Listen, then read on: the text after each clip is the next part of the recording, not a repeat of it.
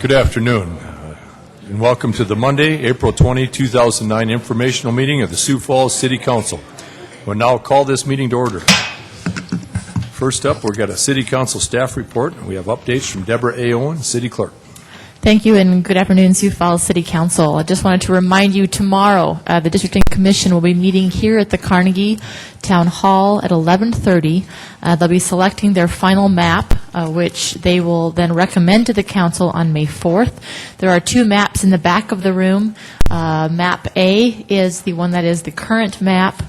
The other, option L, is the one that the Commission will be looking at, but it was the recommended map to the public hearings that happened a few weeks ago. There are also some maps out in the overflow room, which they may use to consider from as well in their vote. As you know, those meetings were really well attended by folks from the Cathedral District who have concerns about moving one of their precincts into the northeast section of town, and so they have been very active, I think, in even lobbying the council along with the Districting Commission. So it will be very interesting to see what will be the final selection by the citizen group who is selecting the map to recommend to the council. In addition, as you know, we talked previously about goals and objectives. The council has an internal policy about using the fourth Monday in May or the fourth Monday in October, and I wanted to know if you wanted to use that time to consider. If those of you who are available on that time, could you just email me and let me know if that works out? And that's all I have. Thank you. Questions of Ms. Owen? Mr. Jameson. Deb, which day is that? May what? That would be May 26th. It's the day after Memorial Day weekend. That Monday is a holiday, so it would be Tuesday is the day it would fall on this year. And so I know that some of you travel on that last week, so it would be helpful if you could let us know if you'll be available, if that meeting date would be a possibility. How much notice do you need on that? Just so we... Sooner the better, in the next week, if it's possible, if I could get some email back from everybody about the next 7 days or so. Thanks.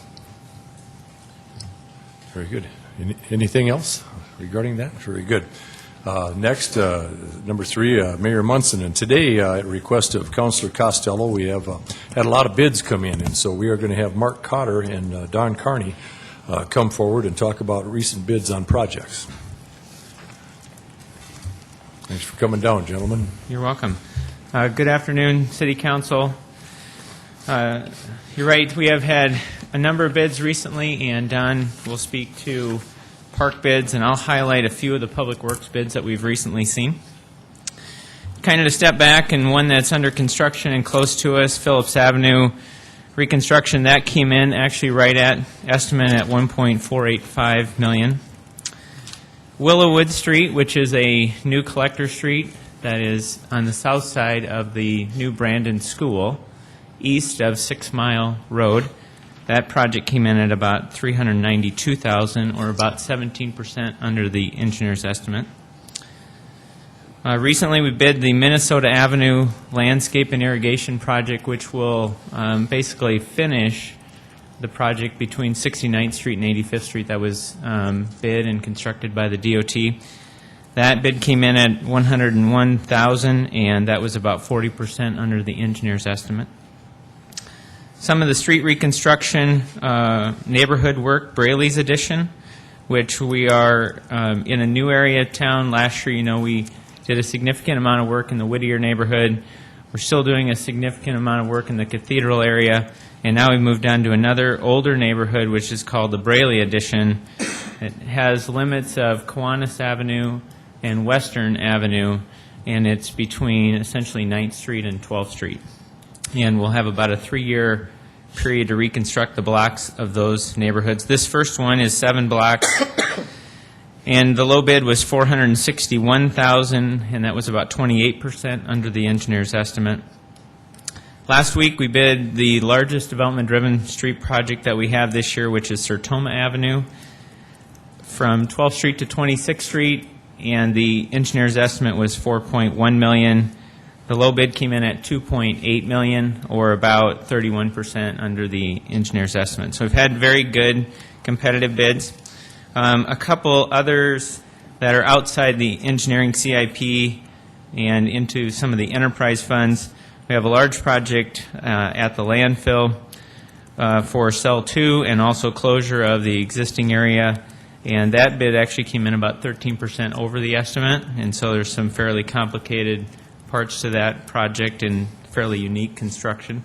So they're not all coming in under budget. For the enterprise funds, the water plant, we are expanding the water plant to add 5 additional filters. And that was probably the most significant change from last year to this year. The estimate was $12.9 million, and last week it was bid at $7.4 million. A local contractor, Gilhaugen Construction, is the general contractor, and that came in at about 42% under estimate. And it's just that type of plant work really, I think we really hit the timing perfect with available contractors. Lewis and Clark, as you also know, is going to bid their plant on May 21st, and hopefully they have similar results. A couple more. The air base water main improvements. That was recently bid, which is where we go in and we replace the old aging water mains, but also do the street work as well. That project came in at $528,000, and that was about 23% under the engineer's estimate. And one last one, a small project, but on the wastewater side, elimination of a lift station up near Elmwood Park on North Kiwanis Avenue. That project came in at about 36% under the engineer's estimate. So we've had very competitive bids on public works side.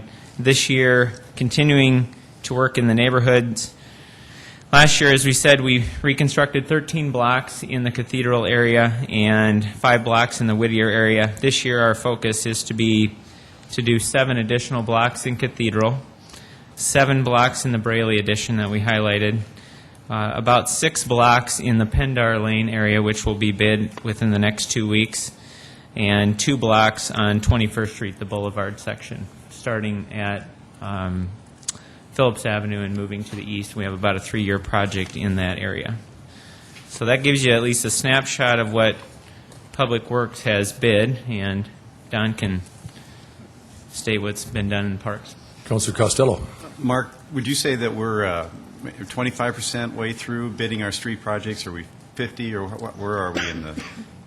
There's still a fairly significant, as far as time frame, we're definitely probably over 50%. But we still have, like Benson Road from I-29 to Career Avenue. That's one of the next ones. We have a large project to bid down by the Heart Hospital, 69th Street, from Connie over to Tallgrass. Those 2 projects alone make up almost half the engineer's program. And so, although in time we're significantly through, we've still got a large amount of bidding yet to get underway. And when will those happen? Benson Road, we made the decision based on the climate to accelerate that this morning, and so we're going to go and publish that this week. And we're still working out some items with right-of-way and access on the 69th Street project. And so that, I would expect, will not be bid until June. I'm just wondering, in some of the projects that we've kind of put on the back burner because of the economy, are we kind of rekindling some of those, or is it too early to do that? Or we? I think it's too early to do that for 2009. That opportunity might exist, but I don't. And some of those projects could have late lettings and still get done just by their very nature and size. The other piece of the holdbacks is, at least as it relates to Public Works, is that they were design activities. And so key thing that we want to make sure that we do on design is to get the consultant started before winter comes. And so with a reasonable 5 to 7 months time frame to design, we can get the projects out early in the spring. So I would still think we wouldn't need to make those decisions till probably June or July time frame. And hopefully by then, we'll also have a better sense of the revenue, where the sales tax receipts will be, because that's the other, obviously, if that continues to stay steady where it's currently at, which would be our hope, or grow, that would be fantastic. if I might. Mr. Costello. The only project that I'm aware of that's under any real significant construction now is the Phillips Avenue. Can you give us an update on the status of that? Yes, it's going very well. It's on schedule. This week, we expect to see the driving lanes poured between 11th Street and 12th Street. And also this week, we expect between 11th and 12th, the sidewalk work to start. And essentially, they call it white sidewalk and colored sidewalk. The white sidewalk is the 7-foot sidewalk adjacent to the buildings that has to be poured at ADA requirements. And so they will pour all that on both sides, and then they'll fill in from that point over to the back of curb, and that's when you get the decorative elements that come in, all the planting beds, things of that nature. So when they talk about in the construction bulletins on the white sidewalks being poured, that's the 7 feet adjacent to the buildings. So what that requires is then all the pedestrians will route to the center of Phillips Avenue this week between 10th and 11th, and then we'll connect them to the storefronts through boardwalks and construction tape. What was the estimated completion of the first phase of that? June 12th. And so what are you thinking it's going to be now? We're on schedule, is what we're told. And so obviously, any day that the contractor beats that schedule gets a $10,000 a day incentive up to a maximum of 15 days. So they have the ability, if they were to complete it, say in late May, to reach that full incentive. Was there any change of scope of the project? There's been very little change of scope. There's been some additional sanitary sewer work that we've done down by 12th Street. There was one planter area around a tree that was changed, and there was one other minor change. I think there was some concrete that was down near Minerva's that was exchanged for 10th Street. Once we got into the project, a certain amount of that wasn't required, but we switched that to some of the work that was done last week in the intersection of 10th and Phillips. So for the most part, as far as a change order scenario on the $1.485 million project, we expect that to be very low. We've had I will say, had a great contractor.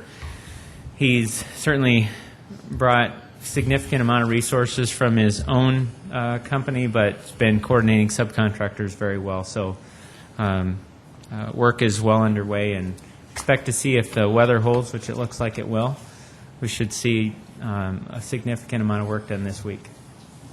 Mr. Jameson. Mark, lots of good news. I hope Don can follow up just as well. Do you have a total running dollar amount on just how much money kind of we've got saved up, so to speak, since we haven't, the bids haven't come in as high as projected? Well, I don't have that with me, but we manage that list as far as once a project is bid and make sure that it's fully funded before contracts are signed. Then we move forward with other projects. And so, for example, in street CIP, we have one large pooled project, and our goal is to bid as much work as we can with that within the shell of that pooled project. And so, for example, that if we see, say, $100,000 savings, and we can see that, and we did this last year, that it costs about $100,000 to reconstruct one neighborhood block, there is a likelihood that we'll pull in that consulting team, like in the Braley edition, and ask them design 2 more blocks if we can find those dollars. That was a question that came from the local contractors the other day, because obviously there's a lot of capacity. There's we're seeing probably the most competitive bidding that we've experienced probably back to 2005. Fuel prices is half of what it was last year. Metals dropped significantly. And so our goal is, obviously there is, with the at least immediate slowdown in subdivision expansion, the contractors that normally do that work are also vying for capital projects, and so there's a lot of capacity, so our goal is to get that work out on the street. So there is, at the end of the day, when we identify dollars that are saved from a bid scenario, our goal is to execute the projects that are in the capital plan, and then if we can supplement those with other projects, we will. Would you guess that maybe we're going to get maybe 25% more out of the budget because of the way the bids are coming in, or would you hesitate to guess?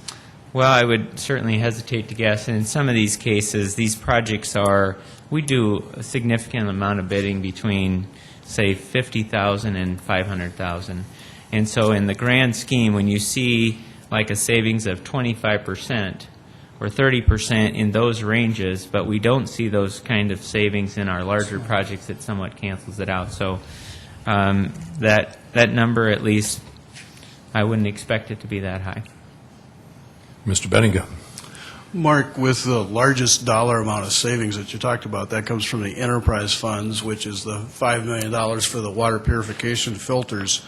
The issue is there that it's always the intent of using those dollars to either reduce the fees for users or, in fact, invest that back into the same enterprise area. Do you have any concept at this point in what avenue you're going to pursue? It's going to be reduction in fees or construction of other water purification program?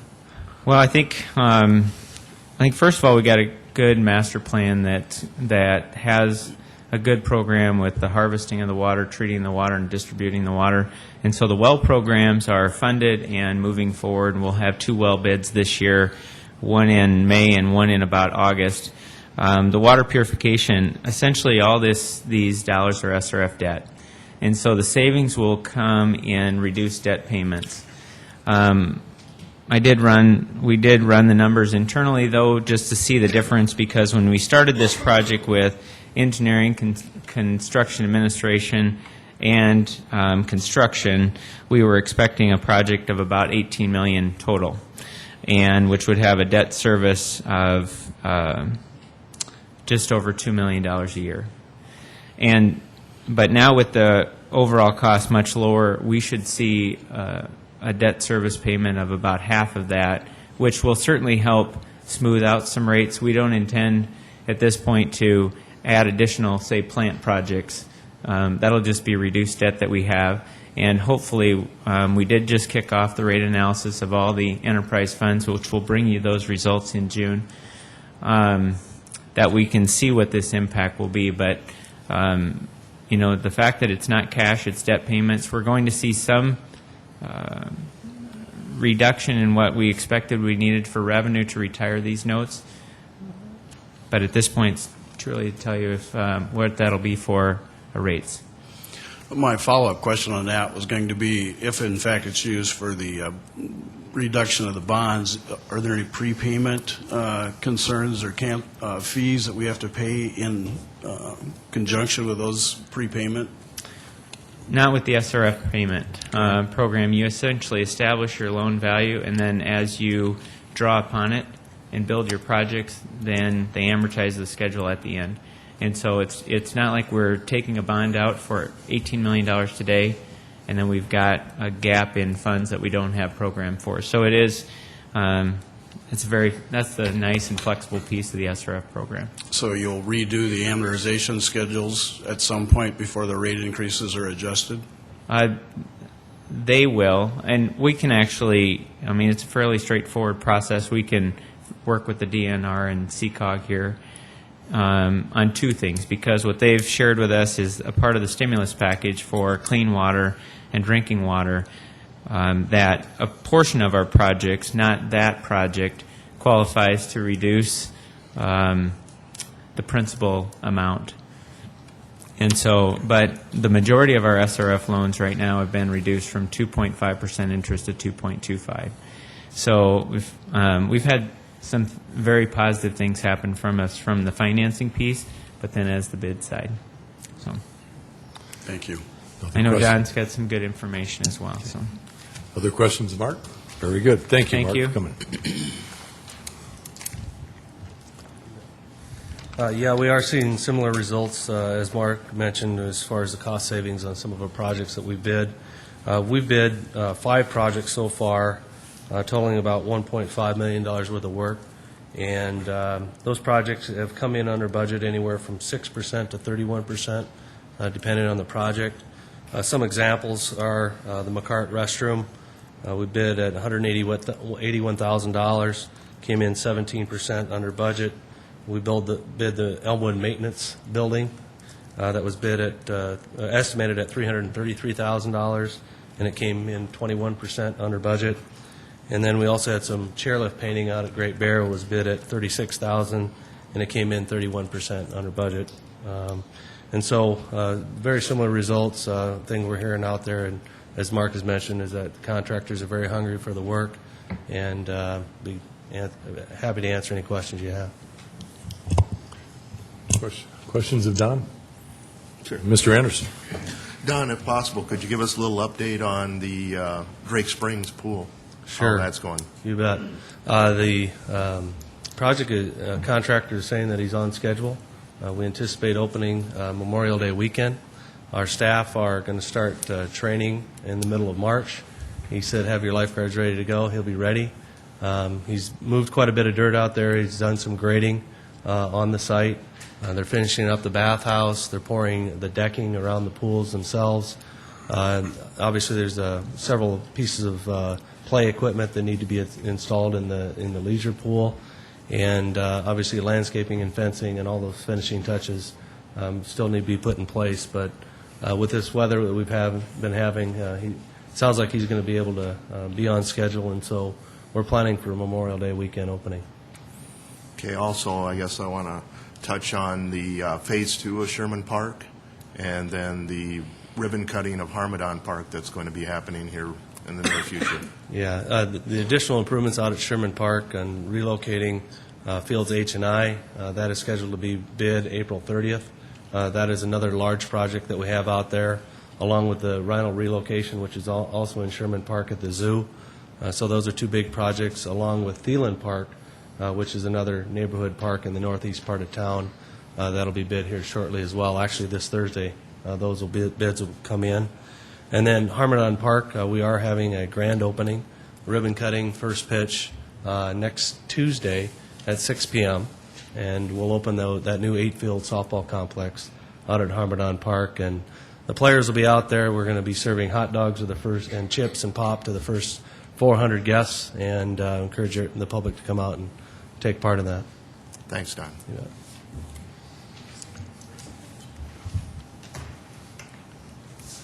Well, thank you, gentlemen. Looks like you won't be on vacation this summer.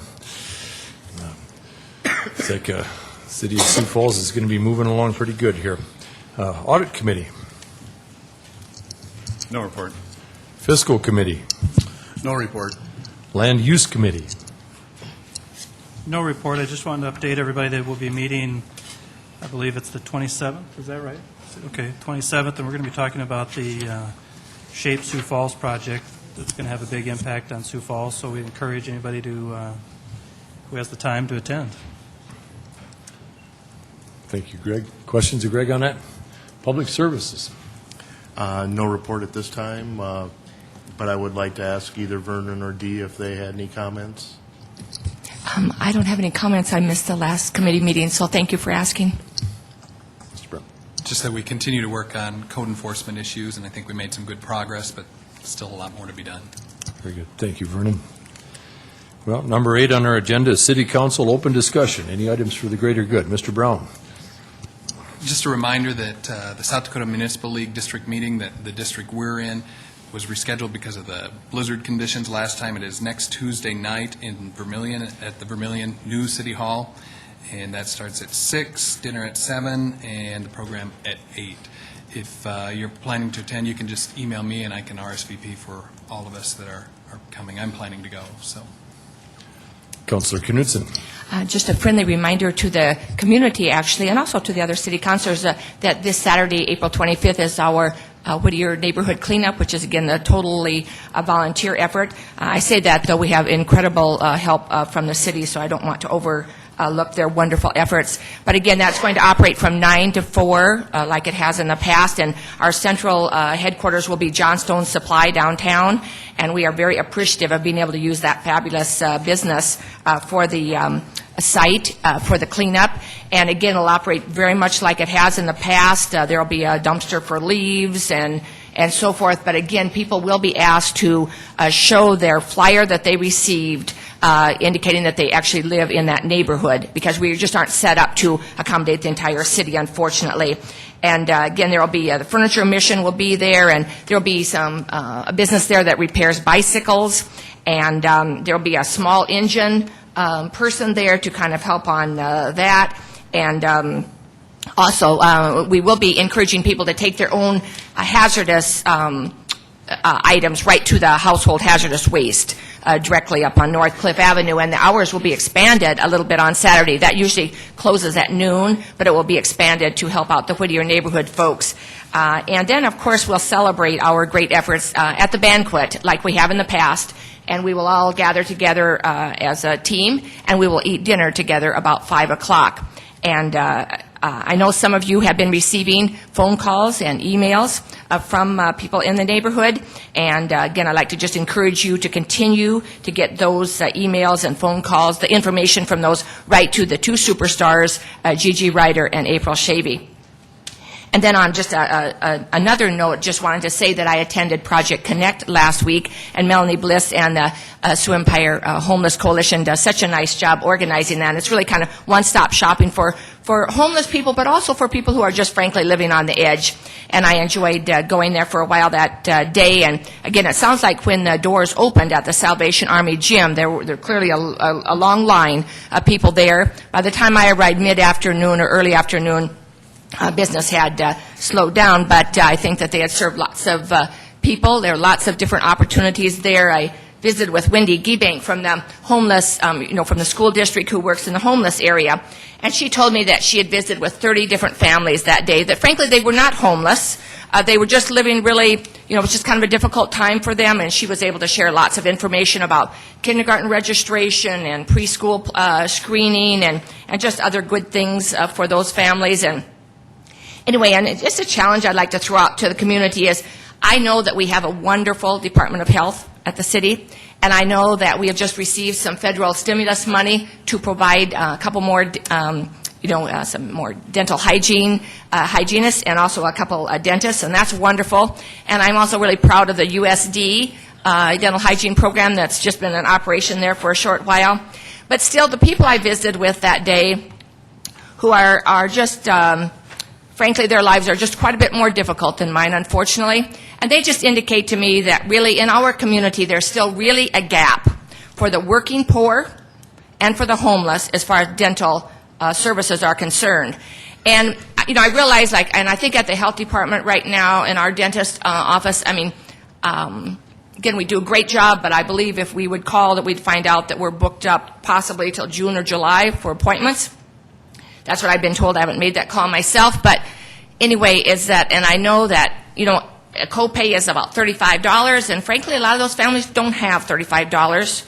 And I visited with someone who works in the school nurse area. She just said, Dee, you just can't imagine some of the children that are just living with incredibly bad teeth situations because their parents don't have $35. So I'd like to challenge our dentists in our community to think about, I know they take slots for these wonderful people, but I'd like to encourage them to think about doing even a little bit pro bono work for the working poor and for the homeless to help these people catch up with their dental needs. Thank you for that, Councilor Knudsen. Questions of Dee? Very good. Thank you, Dee, again for that oratory. Next up, we have the presentations, and we've got two presentations today here. One of them's from the Homeless Advisory Board, and another one's Washington Pavilion folks are here. The first one is Vernon Brown. I'm going to turn the chair over to you, Vernon, to have the report that you wanted to bring forward. Thank you, Councilor Litz. I've been telling you all along from the Homeless Advisory Board that we're not reinventing the wheel here, and just before the meeting started, Councilor Knudsen handed me a very, very short story that I just want to read you. The headline is, Housing Alcoholics is Good Business. A program that gives homeless alcoholics a place to live is saving Seattle taxpayers more than $4 million a year in services, a study says. The study, published in Tuesday's Journal of the American Medical Association, endorses putting homeless people in permanent homes with support services instead of requiring them to first stop drinking and taking drugs. The University of Washington study of 95 people found the average monthly cost on taxpayers per person was $4,832, including emergency services, before placement in supportive housing. 6 months after moving into the housing, those costs dropped to $1,492. I think that's a good segue into what we're talking about today. And first off, I want to thank the Minnehaha County Commissioners for being here. I saw Ann Hayek, she was here, and Jeff Barth, John Peckus, Dick Kelly, and finally Carol Tweed. Carol has been on the Homeless Advisory Board with me and has put in just countless hours in trying to move this forward, and has been a real driving force in this. This is just a discussion only today. There are no decisions we need to make today, but we wanted to get the information to you. There were specific questions that the council had the last time we had this discussion. And here to kick that off is Minnehaha County Commission's Administrative Officer, Ken McFarland. Good afternoon, members of the council. My name is Ken McFarland. I'm the Commission Administrative Officer for Minnehaha County, and I would also like to extend the thanks of the Minnehaha County Commission for the opportunity to present this information to you. You will recall that at your last meeting on November 17th, when the City Council and the County Commission discussed this issue and reviewed the Homeless Advisory Business Plan, there were really 4 pieces of information that the Council and the Commission asked for to get ready so that you folks could have the opportunity to have a good discussion on this, on the merits of this project, and to begin the process of discussion and moving the project forward. Those 4 pieces of information that you asked for were determine a site for the project, develop the conceptual planning and preliminary project development plans for the project, get some detailed construction cost estimates, and to start identifying the yearly operational cost estimates. The County Commission did, in fact, engage the services of some architect here in town to begin the process of pulling this information together for your review. And I'm pleased to say we have that information available for you today. Before we go into the details of those 4 things, we thought it would be useful to give you some background on what the success of the Project Safe Home has been for Minnehaha County. And here to give that report is Carrie Benz. She is the Assistant Director of County Human Services, and I think she will share with you some numbers that also highlight the experience we've had with the project that's been detailed in the article that Councilor Brown just read. Good afternoon, City Council. Earlier, I think actually at the end of last week, you were provided with a handout that gave us a good summation of the last year of 2008 numbers for Project Safe Home. In 2008, Project Safe Home provided housing and intensive case management to 20 individuals who were chronically homeless and also had severe addiction to alcohol. Today, what I'd like to do is just give you a short synopsis and recap of that, and I think you were given a new handout today that has 3 pages to it. And I'm going to refer to that actually for my discussion with you today. The first is just an overview of the expenses that were incurred in the study that was done in 2005 by the County Human Services Department. It focused on 11 individuals who, again, were chronically homeless and severely addicted to alcohol. In looking at this chart, it kind of provides you with the information that the costs, where the costs were incurred and the expenses were. And again, in 2005, it does show that most of those expenses were, most of the expenses were in those areas that are most expensive for the city as a whole. In looking at that chart and comparing it to the second graph that you're provided, where it identifies reduced use and services for 2008, it also demonstrates a decline in the costs in those services once Project Safe Home was started. As it goes across the chart, you're able to identify that from January through April, the costs, for example, in the hospital costs were $109,109. And in looking at the cost by our last 3 months of the program, October through December of 2008, those costs dropped to $12,720. So in looking at this chart, our goal was to provide you with the information identifying that providing that housing first and the intensive case management services, it does identify and starts to begin to display to you that there is a pattern that's beginning to develop. By providing those services and the housing, it decreased those expensive services that the city has been providing to these individuals in the past. And the last page that's before you is the cost per person. We took some time and divided it out, spending some time looking at the cost per person for 2008. It looks at the cost per person without the case management services as being $6,259.95. And when adding in the case management services, you're only spending $22,456.07 per person. When you look at the costs for 2008 and compare that cost per person in 2005, which was $30,780.45. I think the most important things that I want to bring out in these two pieces of information to you is that in 2005, those 11 individuals remained homeless. Although they received those emergency services and were provided care, they remained homeless, nothing changed. Whereas in 2008, we actually spent less dollars on each individual, and we were able to provide those people with housing and services. And I think the most important fact that we've really benefited from is that as a community, we really have grown in realizing that providing these services, it provides all people an opportunity to make change happen. These individuals are now housed. Some have pursued treatment. Some are employed. I think it just shows and demonstrates that as a community we can do a better job in taking care of our own and that providing housing and an opportunity for people to be a part of our community, we can promote change and reinvest our dollars in a much better fashion than we have in the past. Thank you.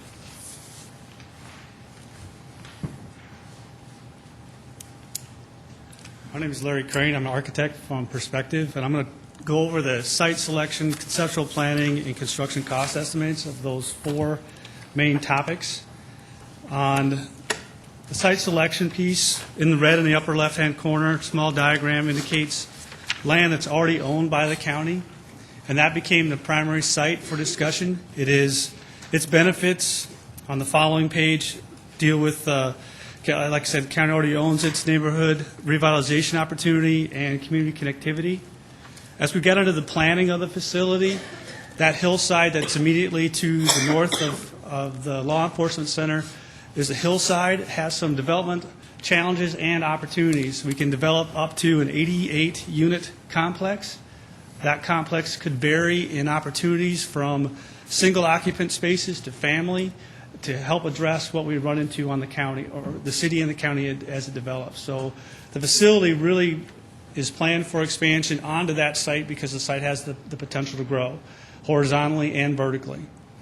So the site, with its connectivity for the city and the county social services like law enforcement, community health, and economic assistance programs, also has connections to the library, post office, and convenience and grocery. The discussions have also started with the public transportation department, see if we can get a bus stop, and also connecting to other public transportation opportunities for these participants. Again, the pedestrian corridors that are existing could be expanded through the development of this site, even though it has a hillside. So all those ideas are coming together as that site was focused in as an extension for this program. As you get into the exterior images and conceptual planning, we're showing the lower left-hand image is what's there currently. That building would be gone as the couple houses, next house up and the next house to the east. With the new main building being shown as a conceptual, again, I want to stress the idea that this stuff is just conceptual. There's many details to get worked through. But the idea of the building mass, as I explained before on the site, is to expand horizontally and vertically. So the lines to allow that to still blend in with the community but expand the downtown with its forms and also with its materials is very important. Also with the skin and the shape of the building is trying to be sustainable, meaning that we're going to control sunlight yet let it in. And as we do that, building envelope being very energy conscious. The ideas that we're bringing across will easily meet Energy Star, Silver LEED certifications if we continue to go with those ideas. So cost revenues from that building design could be half of the normal operating cost for a similar facility. So as we go forward and we get to that 32-unit complex, as in future expansions, how we plan for shell space and growth so we're not building through an area as the program continues to grow with our city. We met with the potential participants, the 20 that were identified before, and their needs and their descriptions to come up with these basic 2-unit plans. The program is set up for studio-style rooms that have no bathroom integral, and then also apartment styles with a bathroom that's theirs to take care of. The configurations vary, and we'll get into the plans, but as a participant comes off the street who hasn't had a regular home, is develop them into more of a studio apartment as an idea. And as they get used to being around other people in a safe environment, a place where they can actually get their own mail for a change, get to other programs that the county and the city offers in one location, we're going to start that sense of place and that sense of home for them in that unit. And as they graduate, so to speak, or become more self-aware and can take care of their needs by themselves, then they get the additional responsibility for a bathroom. Again, as the program goes, and I'll show you some plans, we have group shower areas, but also there's a chance that those units become over a dormitory suite environment. The 2 units share a bathroom. So there's different levels of different developments that we're going to continue to go through. On the plan sheet, the first floor conceptual plan, the goal, like I said, is really to establish a sense of home and a sense of place. So as you first walk into the building, I'm calling it the Great Room Cafeteria, that's really going to be the heart and soul of this building, where these participants are going to get to know each other, get to know the case management and the staff. And as they develop, they could go to the right on the plan, which is more of the studio units. Again, with the light green is where the bathroom core would be. And then on the left would be, on that main floor, are all the case managers and the other offices for staff. So everybody's going to be crossing paths, coming and going with that central sense of place, the central heart of this building. On this plan, we have a small seating area on the far right. That allows the group, or a small group or medium-sized group, to go to and have a conversation versus just in the main group, the main room. Again, trying to keep the building flexible.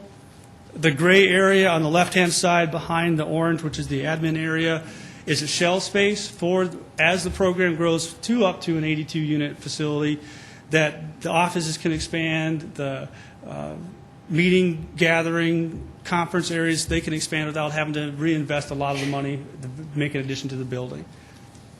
On the next plan sheet number 8, in your handout is the second floor. Again, on the right is the same as the first floor with the studios. Still, again, focusing on the middle, we're looking at an atrium space or a space that has a railing to look down. So there's a gathering area that you're always connected to that middle, an opportunity for light, an opportunity for sound, opportunity for people to get to know each other. On the left would be the first level of 8 for the apartments. On the third plan, to get to a 32 unit that I didn't show, would be another duplication of the light blue floor, the left-hand side of the plan. Again, in this area, this plan also shows the multiple seating and small breakout rooms and spaces for the participants to get some one-on-one time, or for just some group time as again, the needs during the day develop. The bottom floor, again, on this hillside, we have a building that will be stepped. So this would be the east half of that facility, and that's where basically all the support and core facilities would be located. Again, I want to bring your attention that we are planning for shell space down here for utility infrastructure. Also, though, if the program develops enough, like some of the participants would like and some of the other case managers would like, that maybe they do offer a full-service meal out of here versus through the county or through the banquet. Maybe it all comes up to here sometime down the road, but they would occupy the far right-hand end of this building and offer a full kitchen. Today, we are not proposing that. We are proposing a warming kitchen program until that gets developed enough, there's enough success and savings, because that kind of a program, there are costs with it. So we're trying to start small today to build big tomorrow, both on the building and on the site development. Talked a little bit about the sustainability before I get into the cost. Sustainability and durability are the two that we've really been struggling with, and try to give a good guess at this point, beginning of the cost estimate. The cost estimates are shown around a range of a dormitory quality facility versus a hotel or a single-family component. With that discussion is durability. A dormitory is built for students, as you all have teenagers, who would come in and basically they're coming and going, they could destroy and beat things up. These are similar type of people in our discussions for today, that they may not value that wall or that door, or they have issues and they may want to slam something. The issue that we're trying to develop with the building is to solve that so that they, as they go through that transition, they are not harming the facility. The facility can withstand this, it can function properly, and it's also an asset to the city and the county long term, not reinventing itself, adding money to those repairs all the time. So the costs that you're going to see are really trying to be not the low end and not the extreme high. They're somewhere in the middle as our guess for right now. Also talked about the sustainability with those costs to get the operating costs down, hopefully by half if we do our job correctly. The building flexibility horizontally and vertically for expansion is also, we're planning an adaptive component to this. Someday down the road that maybe this function isn't here any longer. We don't want to have a lot of load-bearing cubed up spaces. We want to be able to renovate that building, maybe into office, maybe into something else down the road for administration for the city, the county, whatever, because it really is a backdrop to the downtown. So as we do the structure, we are planning the load-bearing walls of the outside and on the corridor. All the other stuff can get blown away without having to do a lot of heavy work. And that allows then for flexibility with the infrastructure of more data, more heating, cooling, everything else would come with that different function. So we're trying to capture all of our bases with this planning activity. That's a lot. So before I get into the cost estimating, anybody have any questions at this point? Has there been some consideration given to throwing 5 or 7% onto the foundation and for the future for going upward? Yes. That's the vertical expansion component to the discussion. It is included in these numbers. Okay, thank you. Councilor Knudsen. Mr. Crane, would there be room for us to have a garden there? Yes, we're I've never planning. thought about that before today. I'm thinking green here, and I'm just thinking, gee, that maybe that would be a wonderful project if we could have a garden there, too, for the people who live there, of course. Yeah, there's two ideas that are being proposed. There's one on the southwest corner of the plan, which is on the public side, as how that would be, could be more garden, more plaza, more public side, definitely. And then on the back side, which is the north side, that would be right off of that main central area, there's an outdoor barbecue, gathering, something space for the participants to go. That would be off stage. That could be just them if they want it to be.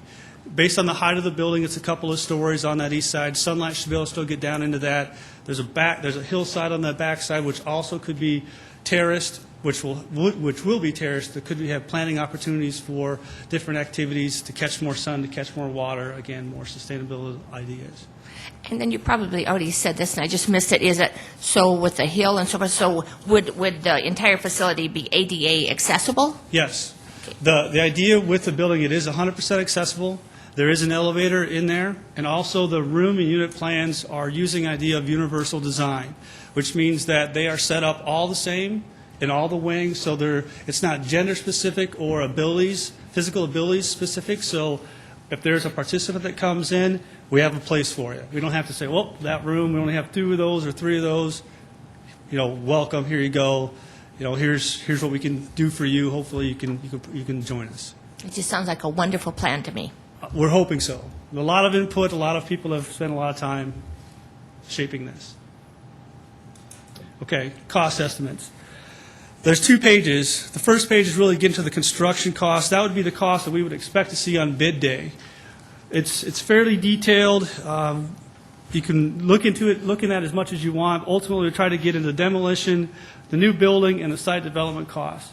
The hillside, again, offers advantages and challenges, but overall, I think it's a very good fit, and those challenges are going to show dividends in the long term. So that gives, and I try to break it down.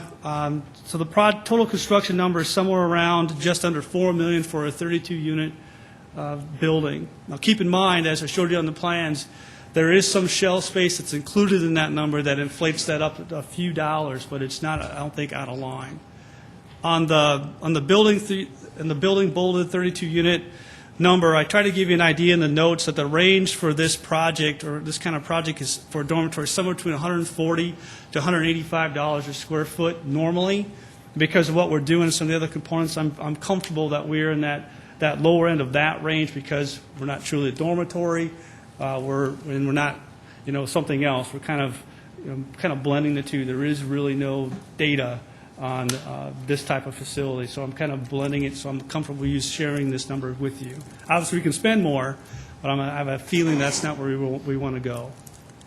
So, and then I try to give you a summary of what the costs for the construction part would be. On the second page, try to give another idea of just going through all the unknowns and all the soft costs and hard costs to have this facility 100% operational on the day that it opens. And what that does, it adds about another $1.8 million to the project to get about 4.8 total. Since we're so early in the process, I am keeping about a 10% contingency in this number, just because we've spent about 2 months maximum, and we've had little to no full confirmation of system design. This is all the square foot stuff. So I'm hoping that we don't run into, a buried something or other. We have extremely bad soils, or on and on and on and on and on that we don't have addressed yet. But if we do, I still think at almost $400,000 on this kind of a project that we should be there for everybody to start planning for a project to succeed correctly. And then further down, try to get everybody idea what the furnishings and operations, all the way down to what bed linens could be for a project of this size. Just so we have everything soup to nuts planned, so we have the greatest chance for grant opportunities and operational costs. So with that, any other questions before I turn it over to Mr. Hugh Grogan? Very good. Thank you.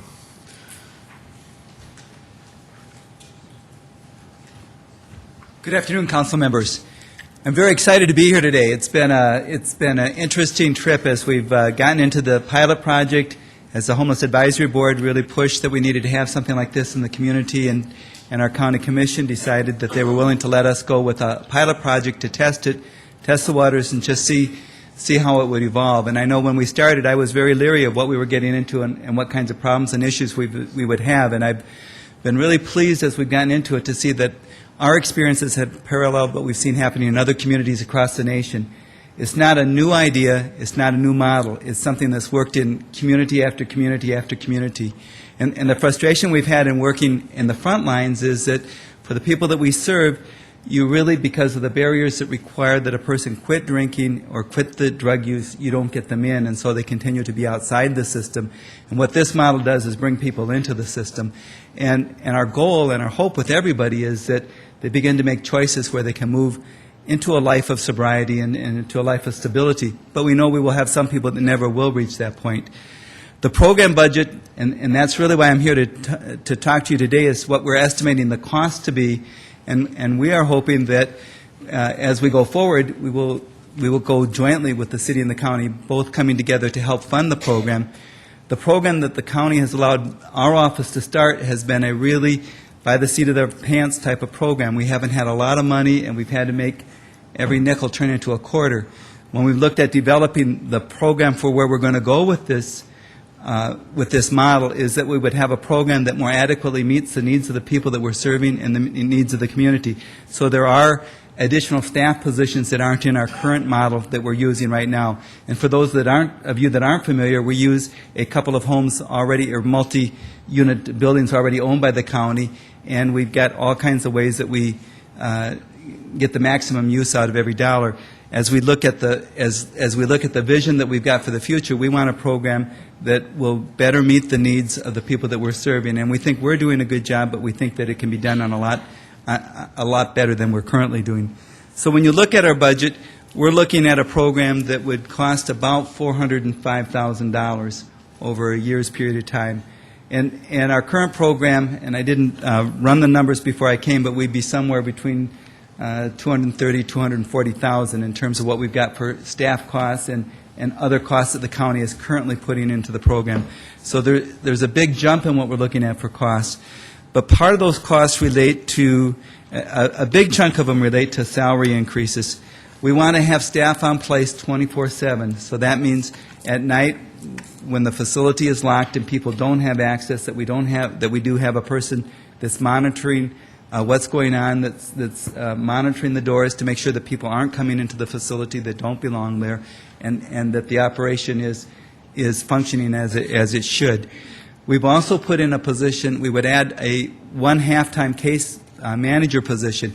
And the reason we're doing that, and we premised our budget around a program serving 32 people, and that's higher than we came to you originally in some of our earlier work.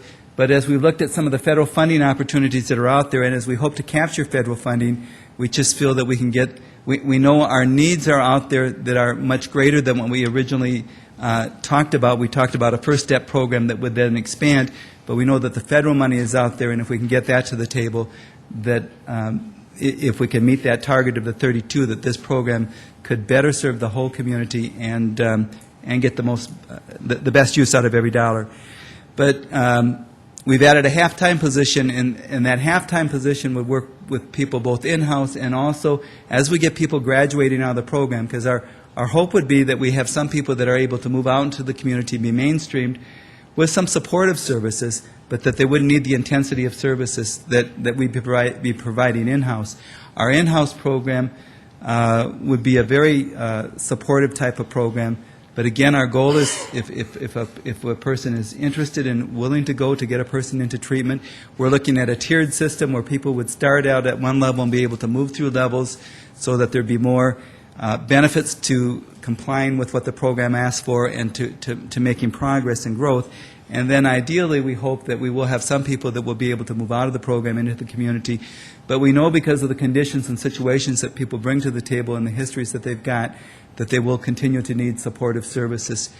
And this type of program, it's been a lot of fun, and it's been a real learning experience for me. Much of my work in my earlier years was more with child protective services types of things, and when you go out and talk about those kinds of services and the needs in the community, it's a real easy sell because everybody can understand the needs of kids and kids that are suffering.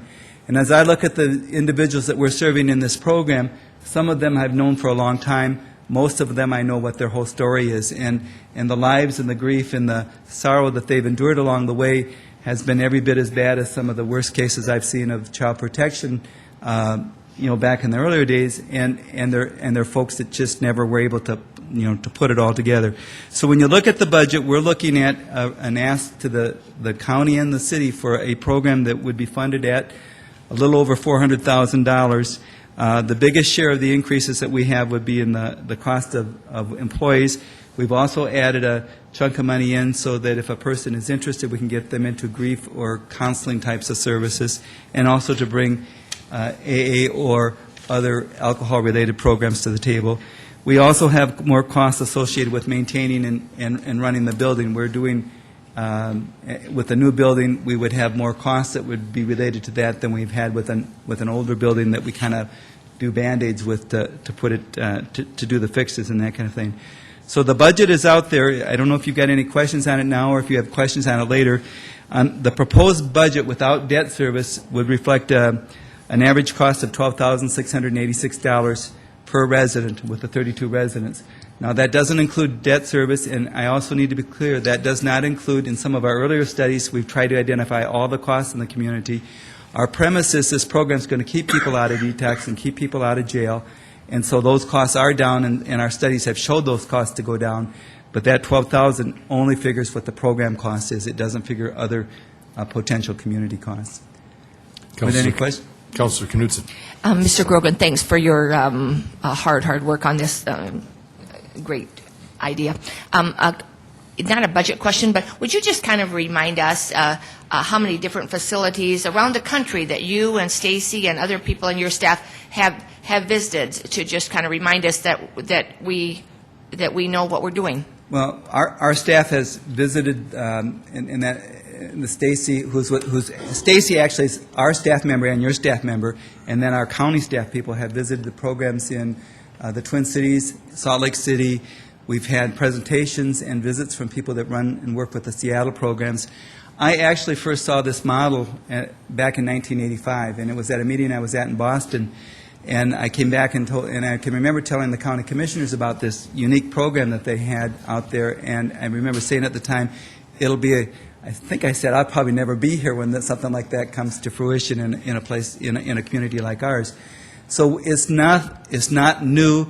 The concept, I would say, over the last 8 years during the Bush administration, it's been really a program and approach that's been heavily supported by the President and by the administration. And so that's why communities across the country have begun to look at that. And the premise was that we're spending tons of upfront monies on people and they're still homeless. And when we did the studies in our community, we found that lots of ER bills, lots of detox bills, lots of jail bills, and all the other related systems, and that's been consistent across the country. So I feel confident when we talk about the program and both our own experience, and we're at about 1.5 years now with the program, and with the knowledge that we've gained from other people that we've been able to talk to as resources, that we have a good sense of this. And as I said, when we've looked at this, it's really been highly promoted by the Bush administration as a cost-effective way to begin to bring the long-term costs of homelessness down in communities. And I think when we've looked at it, our premise has been once we can get this particular part of the program off, because it's maybe one that's harder for people to understand, then it opens the door to us to look at the other issues that we have to wrestle with in terms of families and in terms of affordable housing and those kinds of things in the community. Does that answer? Yes, thank you. Yes. Well, thank you. Anyway. Okay, I'd like to ask Stacy Teason, who's the Homeless Advisory Board Coordinator for the city and the county, then to come forward and kind of tie up. Good afternoon, City Councilors. I'm just going to talk a little bit about additional funding opportunities that we've been pursuing, because we know that the numbers we're presenting to you today are pretty high. There is an appropriation that's out there that's called the Transportation, Housing, and Urban Development. Applications have been made to both Herseth Sandlin and Johnson's office, and then recently to Thune's office as well. So we're hoping that we might have some information in regards to that by mid-June if it makes it through subcommittee. If not, we should know by October. That request is for $3.5 million, which would take a significant chunk out of the money that we need to get this program going. And so then with that, you have the debt service impact per individual that would be greatly lessened, because without that appropriation, we're talking about $11,790 per person. But with that, then we're only $3,240 per individual in this program. We also submitted a grant on Friday for Green Communities Sustainable Design for $75,000, and that is based on things that Larry Crane, the architect, has put into the design to make sure that we're very energy efficient and eco-friendly. And then we're also continuing to seek out stimulus dollars, and we have definitely been in discussions with some of the local city people in regards to the hospitals and financial institutions, and also the faith-based organizations, to have them maybe step up and sponsor a room or do some kind of a creative thinking down the way, because we know that we can do some of this stuff. But right now we're really about making the costs very concrete and clear for you without trying to muddy the waters. I'm very excited to see this coming to fruition, and I'm just really pleased to be able to have your ear today. When we talk about the city-county split, and again, we're not here for any definitive answers, but we just wanted to go back to some of the conversations we've had in the past about how this would break down if the city and the county both put money towards this. And we had talked about operational expenses being a 30-70% split, with the county taking 70% of it. And so then the city responsibility would look at about $122,747 potential dollars. And then construction, we've talked about that being an even-Steven split at about 50-50. So in summary, what we really just want to make sure that everyone's understanding is the purpose for this program is because we're talking about improving the life for the entire community, not just the individuals that would benefit from this program, but everyone, because what we're doing is taking care of our own. We'll also be looking at reducing the public costs of providing services to the ER, to the detox, to jails. Those can all look at costs being lessened. We also look at numbers that Vernon has said a lot, that 20% of the people use 80% of the community resources. So when we talk about being able to free up places like St. Francis House and the Union Gospel Mission, beds at detox, that kind of thing, because these people will have a home of their own to return to, so they don't need to use the services in the community, freeing up places like the banquet so that they can feed other people in need. And then just definitely making sure that we're using being the most cost effective by using staff very well so that they're not running from this location to this location to this location. It's all in one area. And then also with the community connectivity that we talked about at the beginning, community health is right there, the jail is right there, county human services is right there. So everything is all connected as good as we could possibly make it. And then, of course, there's the issues of expandability and sustainability. And then finally being able to use that facility for something else down the road if we need to. I thank you for your time. Questions to Stacy. Councilor Knudsen. Stacy, thank you also for your work in this area. Is that are there any new funds that we can tap for veterans money and/or Native American tribal funds? I'm not aware of any at this time. I know that there's some monies for veterans coming through the stimulus funds for sure. I don't know how that would play in regards to this. And Native American funds a lot of it's focusing more on reservation areas, but we definitely have that population here. So I would look at pursuing that as well. Councilor Costello. Stacy, maybe you mentioned it, but the Transportation, Housing, and Urban Development grant, or it's an appropriation. What? I'm sorry? What's the timing on that? Or when We're looking, hopefully, by mid-June, we would have some kind of answer on that. If not, the soonest would probably be October. Okay. And what's the next step, or what? In regards to waiting, Yeah, or is that's probably all there is to it, and then just kind of staying in contact with those offices to see where it's at. Anything else of Stacy? Councilor Jameson. I'm not sure if this is where Pat was headed, but I think what we're trying to figure out is what do you want from us next? And are you going to wait until this funding option is exercised, or are we going to act on this before that? Well, today we're not asking you to make any kind of commitment. We're just trying to give you time to think it over. But definitely, if we could go forward without the appropriation, we definitely would ask you to do that. The appropriation would make it much easier to be able to finance for both the city and the county.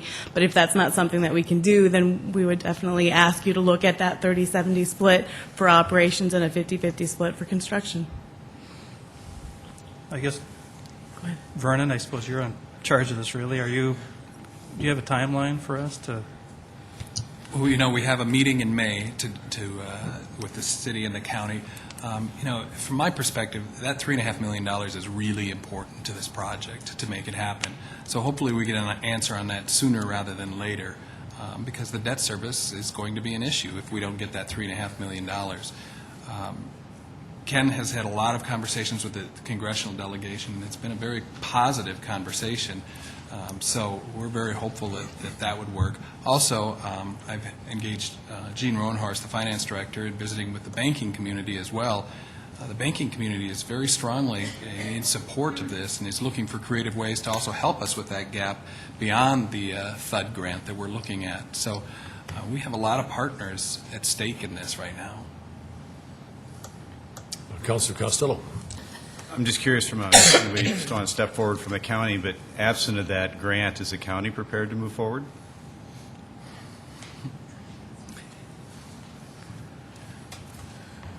We've kept the county commission fully briefed every step of the way on this particular project. And I would say at this juncture that the county commission is prepared to seriously sit down with the county or with the city to discuss formalizing perhaps a memorandum of understanding that takes a look at the funding splits, both construction-wise and operationally-wise.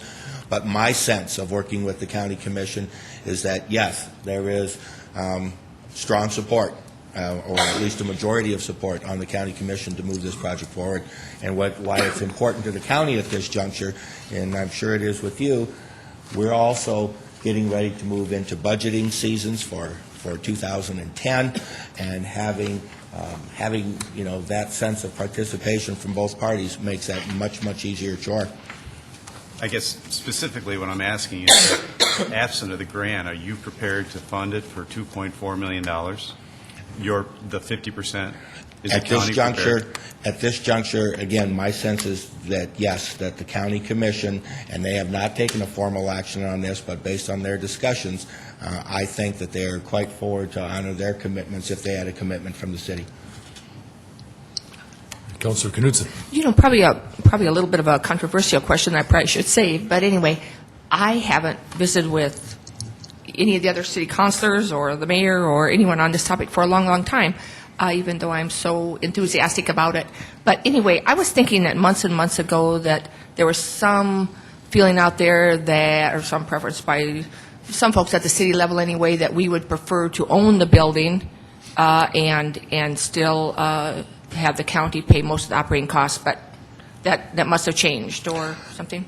And again, we've been operating on the information that's come out of the site committee work that had representatives from both the city council and the county commission. And the discussion, originally the discussions were centering on somewhat of a 50-50 split all the way down the line, both for construction and for operating. But as a result of those discussions, it's kind of sorting out to the 30-70 split operationally and 50-50 construction. That's why it's important for both bodies, both the city council and the county commission, to utilize much the same process that we did with the human services building, that once you knew some of this base information, operational costs, once you knew what the construction costs were going to be, that became the basis to have the sit down to develop the MOU, and that in order to move the projects forward.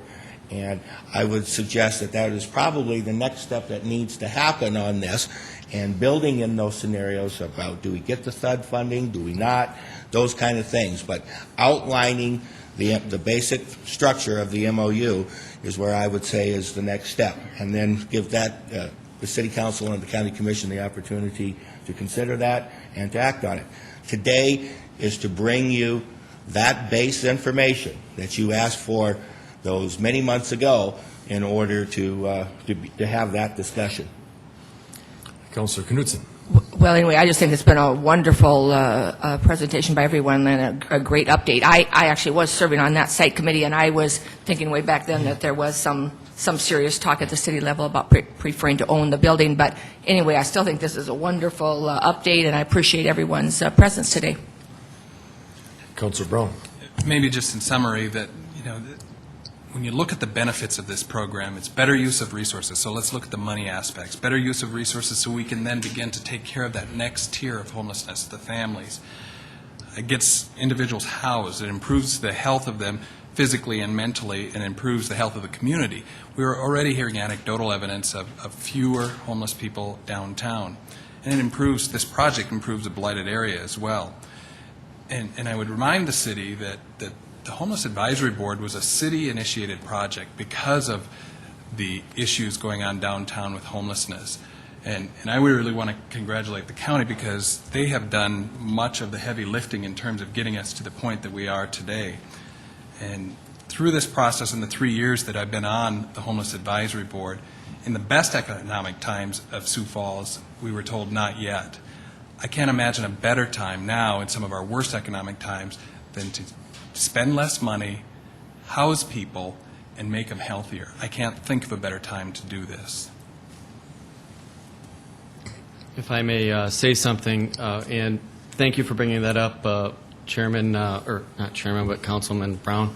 I'm John Peckus. I'm Chairman of the Minnehaha County Commission. We've been sitting here quietly, and I'm so glad that you brought that up because I just want to reiterate, along with the County Commission, that this was a process that was started, of course, by the Mayor's Office with the Homelessness Advisory Board. And this is something that, of course, we partnered with the city. And are we ready to proceed absent the THUD funding? I would have to say that the Commission is prepared to do that. But before we jump in with both feet and do that on our own, we want to move forward with our partner, the city, to go ahead and define the solution to this problem that not only the county but the City of Sioux Falls also has. And so we are very encouraged by the discussion that we heard here this evening, and we certainly hope that you take to heart the presentation that has been made today. Thank you. Mr. Anderson. Yeah, John, I just Yes. have a question for either yourself or someone else with the county. With this additional funding that we're trying to get from the economic stimulus, we're working with the congressional unit. Are we also working with our CCOG group? Vernon, you may be able to answer that. CCOG has looked for stimulus funding in this, but there's not been anything specifically that we've found yet, and so the congressional delegation has been the one that has identified the potential funding sources. That's my understanding as well, Councilman Anderson. Councilor Knudsen. Well, not a question for Commissioner Peckus, or Chair Peckus, but again, I just don't think our current system is working. I mean, I think we've, watched this go on and on and on for years now, and I don't think our current system is working. I think it's very logical that these people need housing first. I mean, that's, to me, very basic and not difficult for people to understand. And then a final reminder, these actually they are our citizens, and we have a great responsibility as far as quality of life to do better than we're doing now. Mr. Jameson. Could you re-explain the MOU process?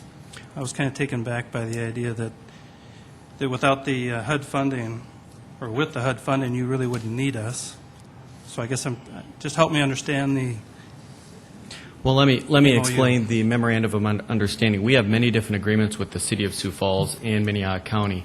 And what we do is we operate through memorandums of understanding.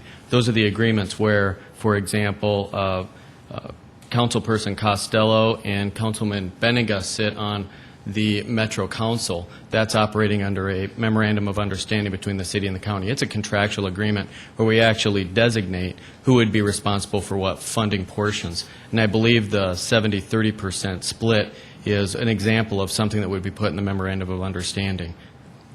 Does that answer your question? Not exactly, but the idea is, when are we going to see that in formal action? I see that as the Right. catalyst to get this thing moving. I think that's a very good point. Before we do anything, my understanding is that we're going to see what happens with the THUD funding, and that'll give us a more clear picture as to how we're going to approach and take that next step. Once we figure that out, it'll be much more easy for both the city and the county to understand the financial aspect of the project. Okay. Very good. Anything else? Okay, Thank we'd you. like to thank all of you folks who came down and presented information today, and those of you who toil at this subject. It's been a long time, I know that. Sometimes it seems endless, but from my perspective, and I think I speak for the council here, it sounds like some pretty good ideas are developing out of this. We look forward to fruition of the project here, so thank you.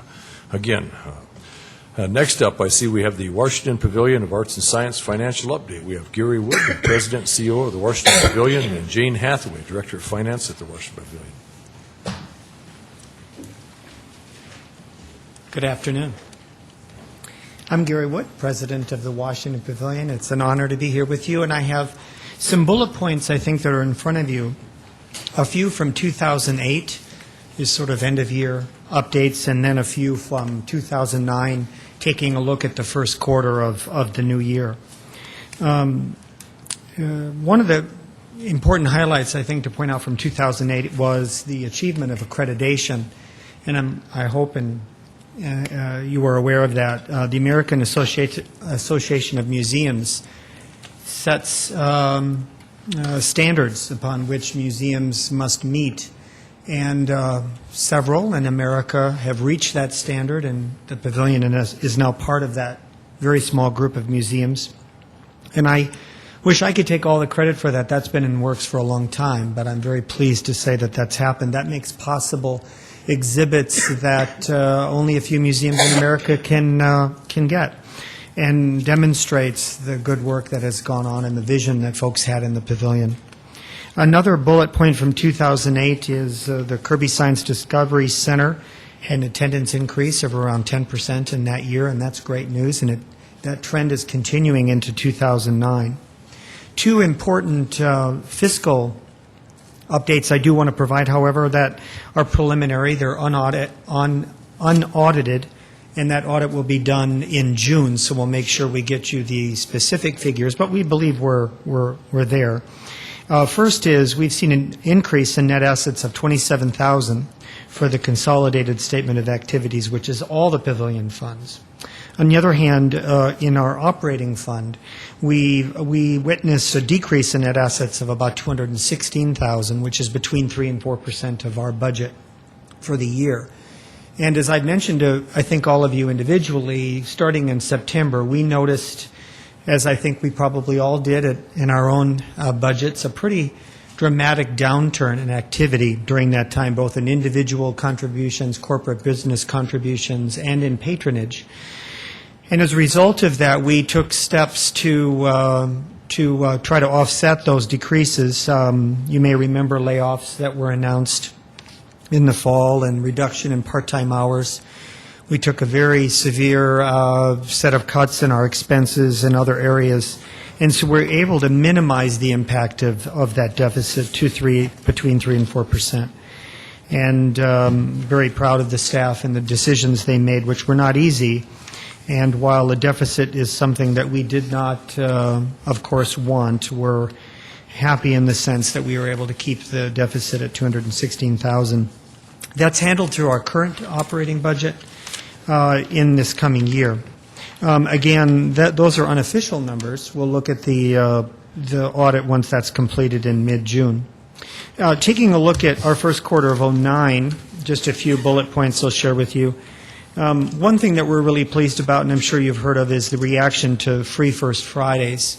The next one is May 1st, and if you have a chance, you should come by and see those days. We have somewhere between 700 and 1,000 people on each of those take advantage of First Free Fridays, and so the Science Discovery Center is jam-packed with families, and that's great to see. We also recently took a look at an economic impact study. You may be familiar with the set of guidelines the Americans for the Arts have put out. And it's an arts and economic prosperity calculator, and based upon our 2008 activity at the pavilion, the estimation is that we have about a $13 million positive impact to the economic activity of the city. So we're very proud of that. As I mentioned before, the attendance for the Science Center and across the pavilion is up so far this year. And we also note that the revenue for facility rentals and sales of service is up $50,000 compared to last year in this quarter. Very pleased to see that. Looking at, as of March 31st, we do see that corporate sponsorships are down, somewhere around 48,000. That's less than what we budgeted.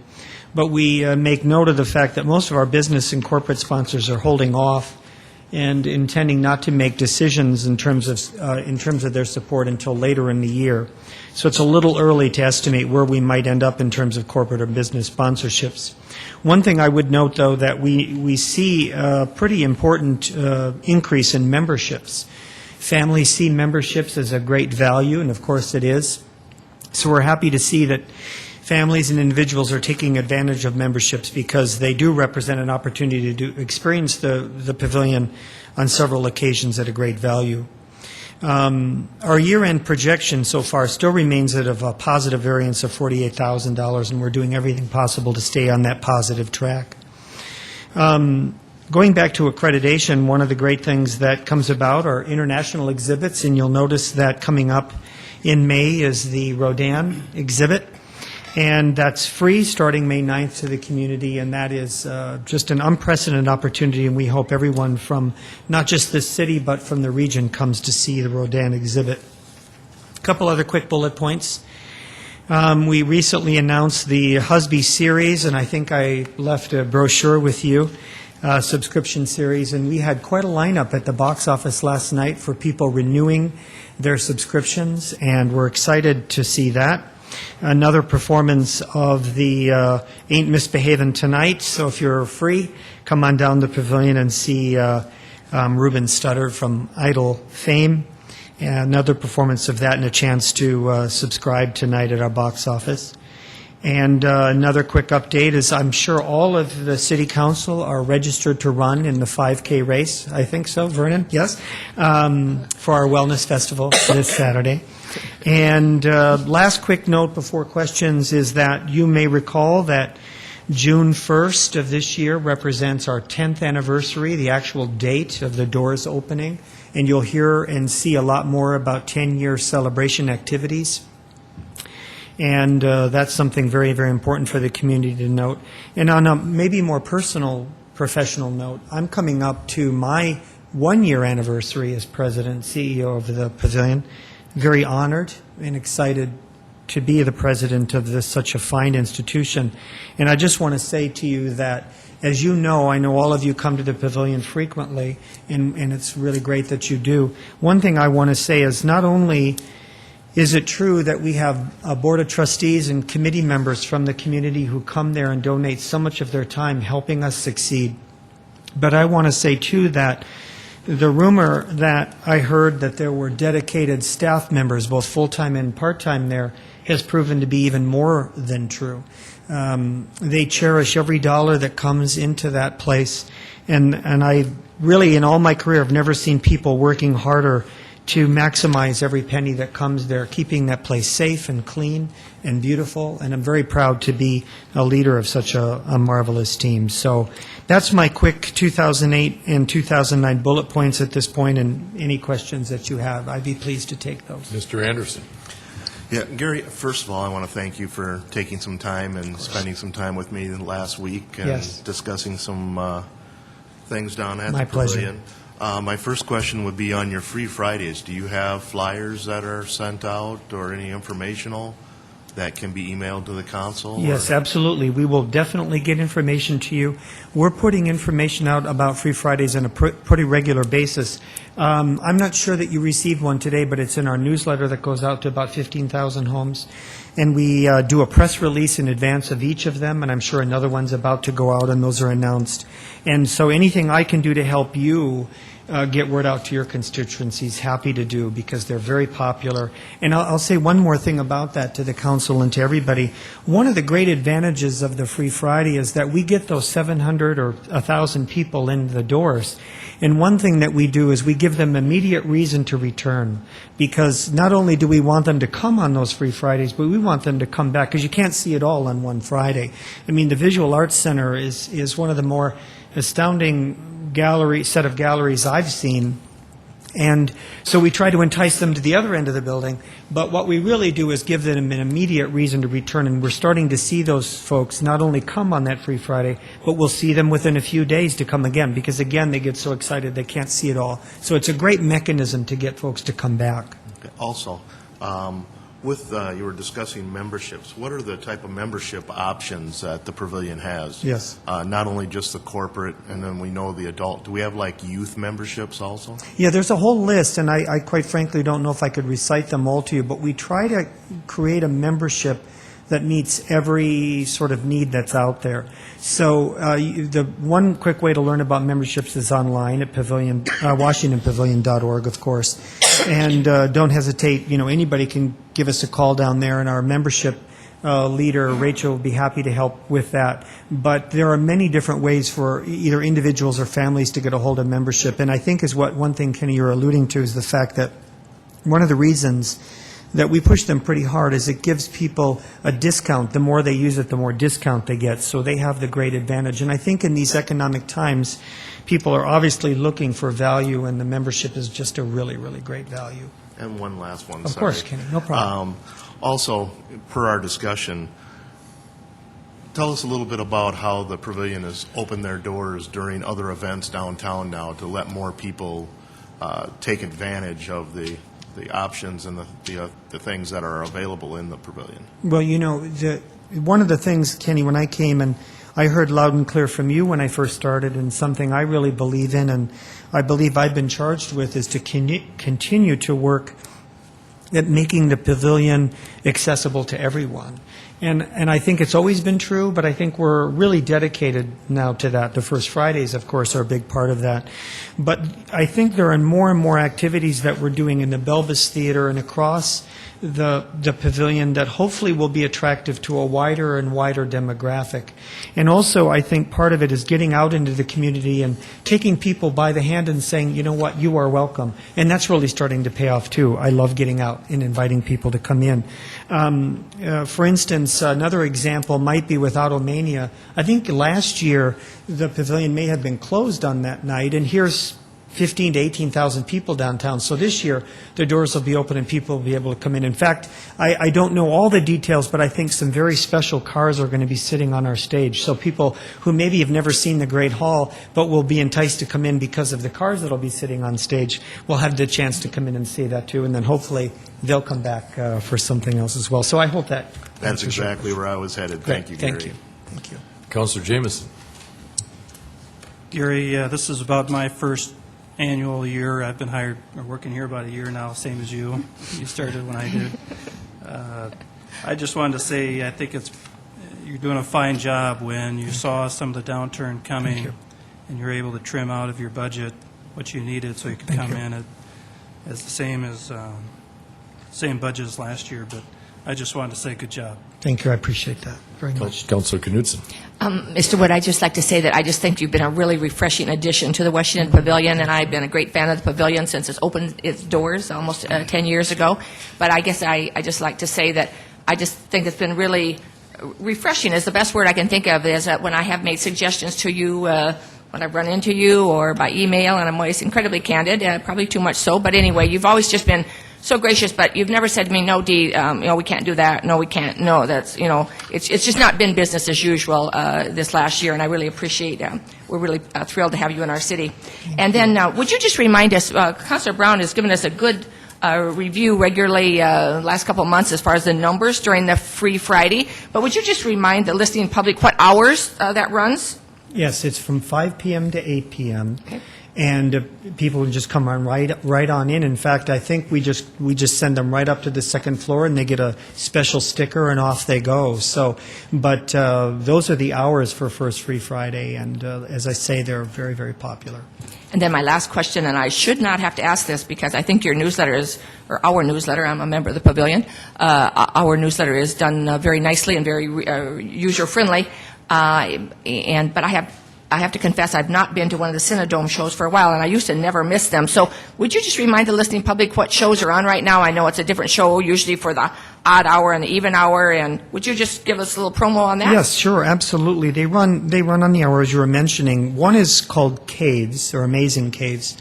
And for those kind of folks that want to go down inside and see the remarkable Mother Nature, that is an astounding film. And the other right now is Hurricane on the Bayou, and for me personally, having come from New Orleans during Katrina time, that one's a very important environmental message and human recovery message, and that they don't run much longer. I think they go into May, and then we do a switchover. So there's an opportunity, if you've seen it once, to come again, and if you've not seen them, I urge you to come and to see those films. So thank you, Dee, for mentioning the Cinedome.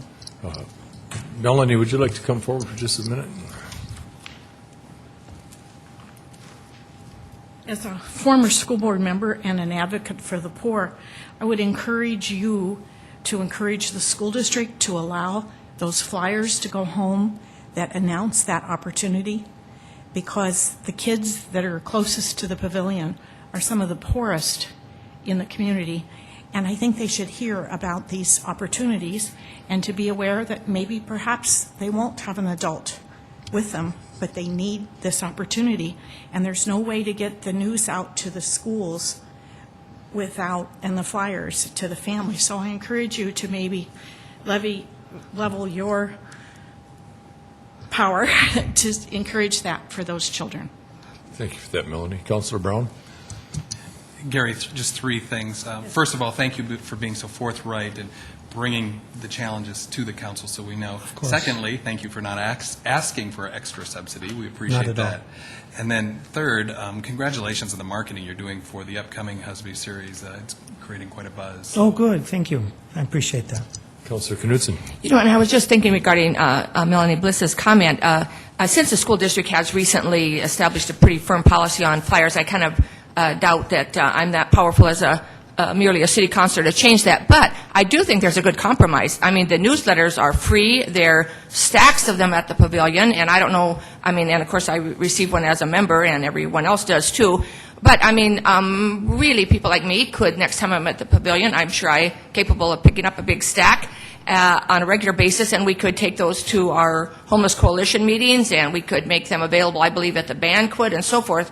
It just seems to me that would be a good compromise to just communicate the wonders of the pavilion more, and maybe, Melanie, you would help me with that.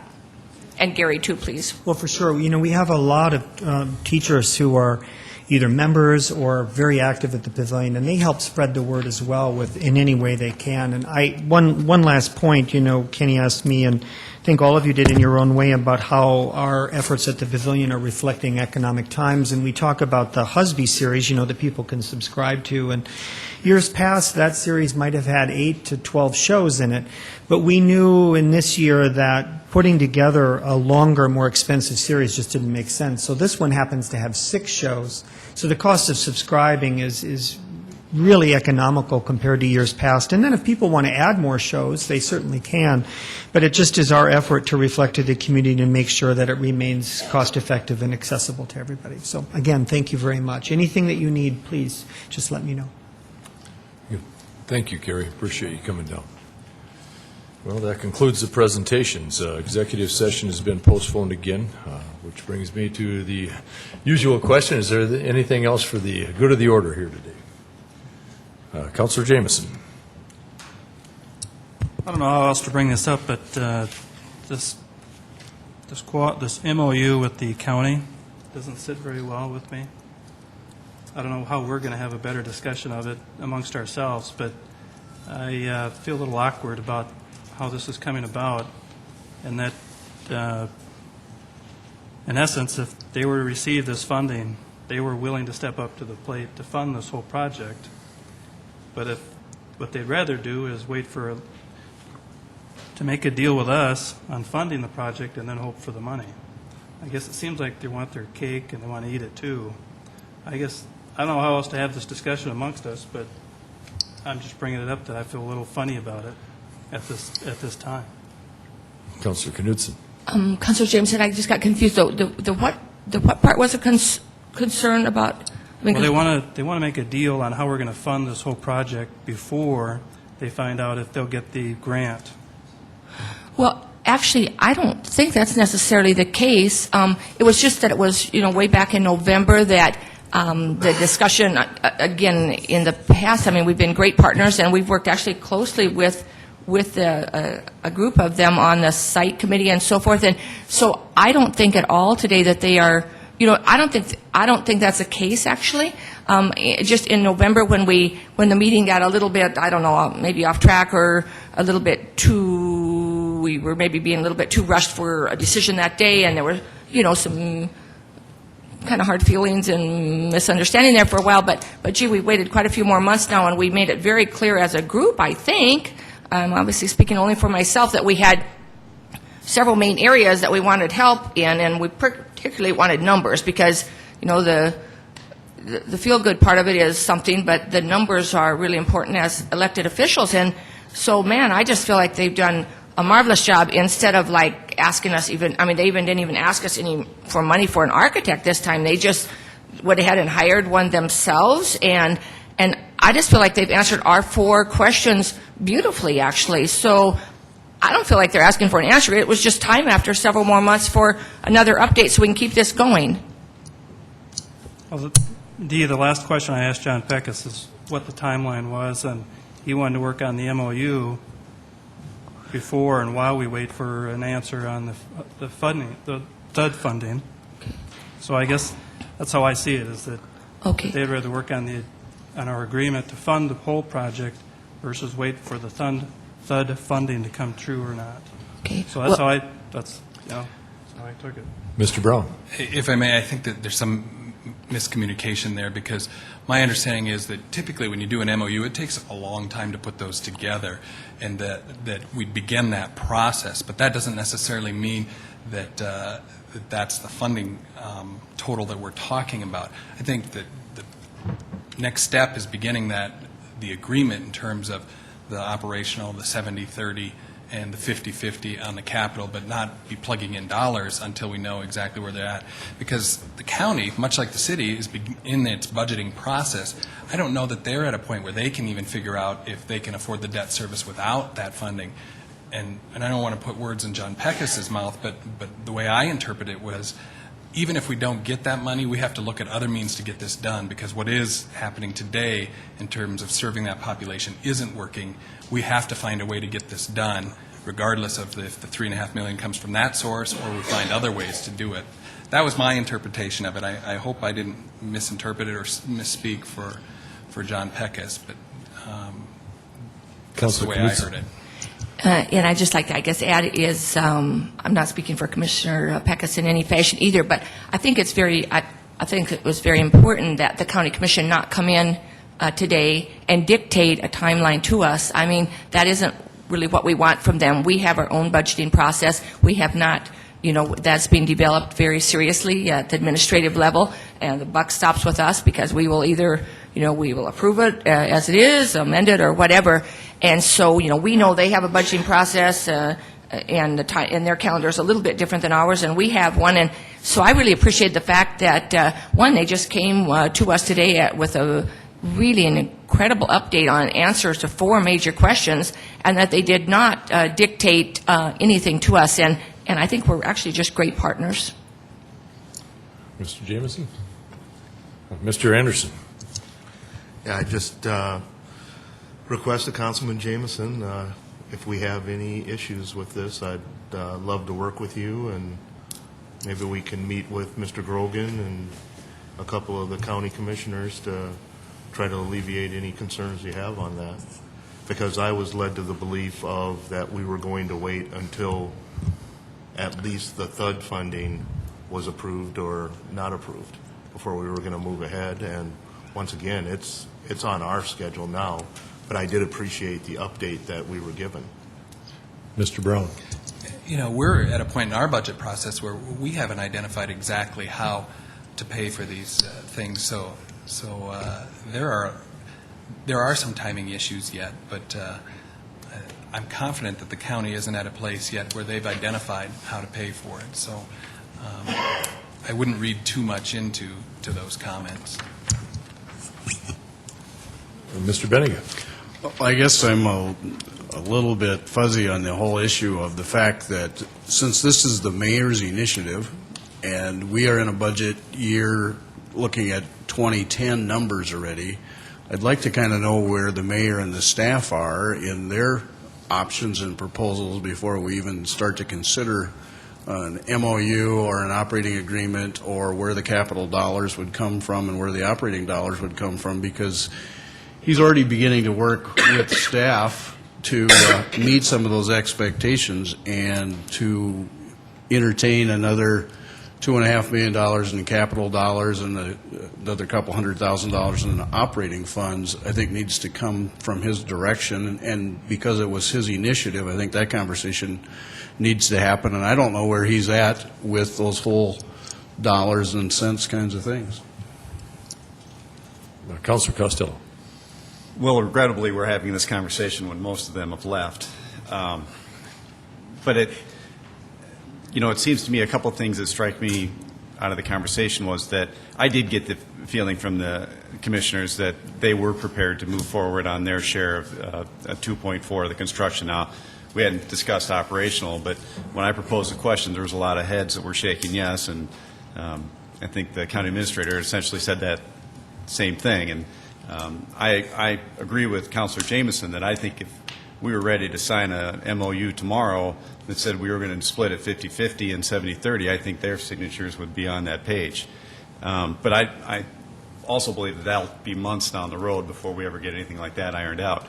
But it does bring the question, is that if they're prepared to bring up $2.4 million to the table without the THUD grant, and then that THUD grant does materialize, why is the city engaged in this from a construction standpoint? Councilor Knudsen?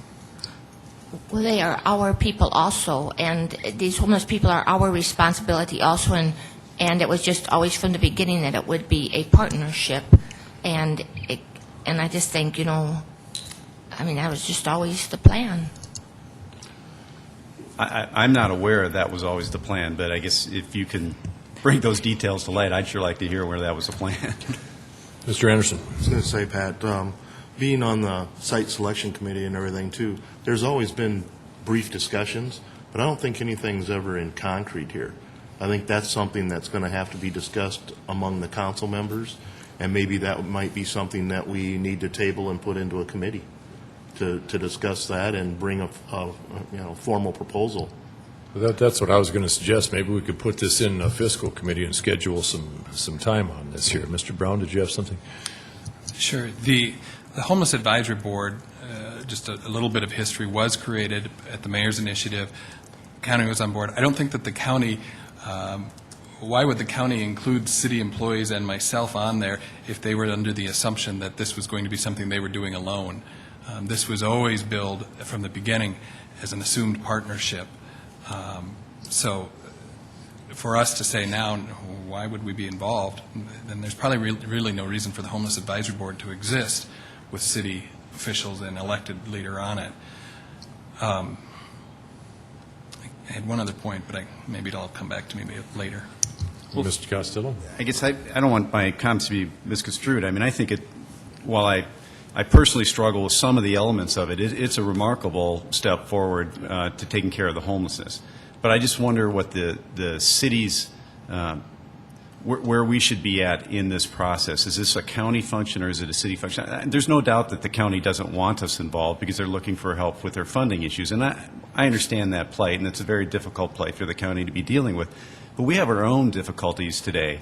And we have to think about the responsibilities we have as we took as elected officials for the City of Sioux Falls. And I understand it's a better quality of life issue, but, we have our responsibilities and they have theirs. And we ought to keep those in mind. And I'm not saying the city shouldn't be involved in any of this, but it's just it's difficult. And I think when we originally, and it's unfortunate the mayor, somebody from the administration is not here to talk about when this began and as an initiative, but I don't know that we're obligated to go down this. I think the whole idea is we need the information before we can make any decisions, and I don't think we're obligated at this point.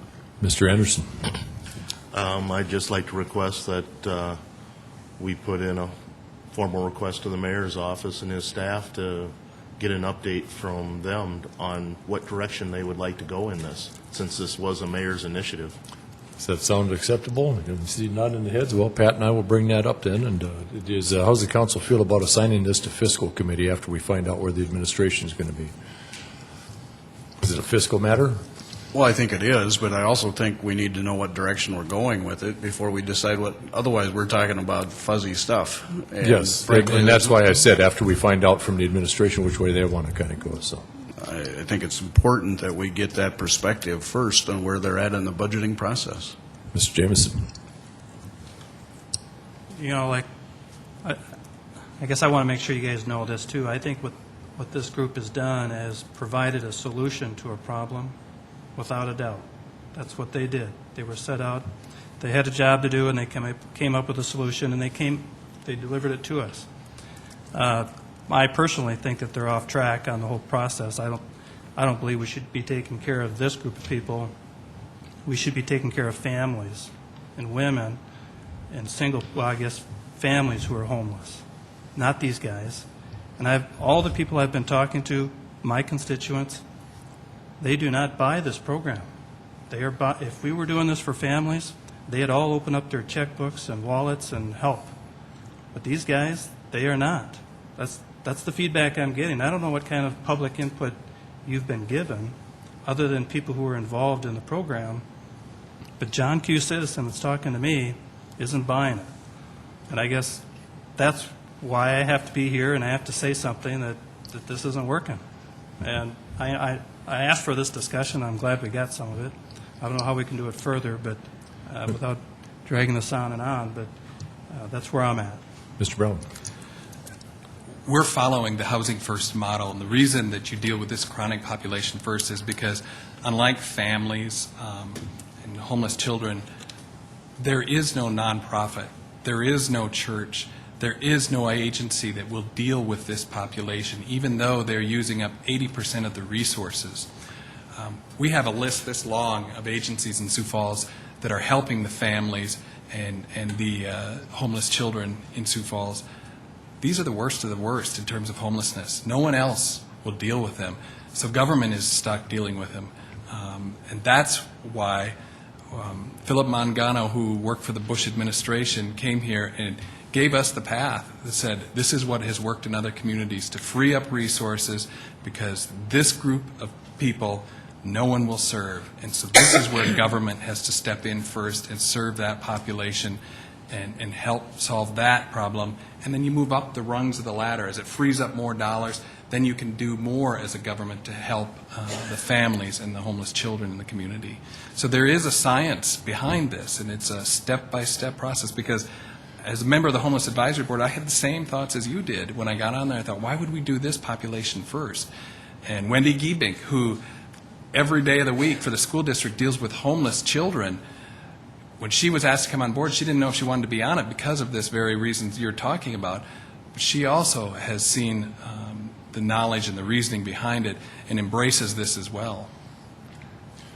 In 1974, the AMA identified alcoholism as a disease and a genetically predisposed disease, and it's been a long haul to get that understood. But if these gentlemen came to us and had cancer, diabetes, or heart disease, we'd treat them differently. And so I think this alcoholism, besides, if we turn them out, it's on the same philosophy as when a criminal screws up, we just keep locking them up. We keep locking them up. It's a long, expensive thing with no end in sight, and I'm not sure. Part of me agrees with you, Mr. Jameson, and the constituents that you've been talking to, and then there's another part of me that says somewhere along the line we're going to have to change our heart and do the right thing. What exactly that is, I'm not totally sure. I think I do, because I heard a pretty good presentation. The bottom line is if we turn them people out in the streets, one of these days we're going to go down there and find them laying there all frozen somewhere. If that's an option that citizens of this community find desirable or acceptable, they're going to have to come forth with that, and I'd like to hear from them. But personally, I'm just got my doubts about that approach. Ms. Knutson. Well, and I guess I'd just like to add again, I'm very extremely respectful of everyone's comments on this a very important topic, is that, again, our community hasn't just decided to work in this area and not families. I mean, there are all sorts of efforts and more discussions going on as far as families are concerned, too. I mean, Councilor Brown knows about those more than I do, but I know about some of them myself. Excuse me. So, again, I think, I am very, very concerned about homeless families, too. But this isn't an either-or. We're really working on both at the same time. And then I think it's also just, really important to remember for, those citizens that express, some serious questions or reservations about a Housing First program, is to just really actually show them numbers. And maybe we won't convince everyone, but my goodness, the system we're using now is incredibly expensive. And as all we're doing is we're just going in circles with these people. So I think numbers will help some of those people you are visiting with who aren't quite there yet on this great program.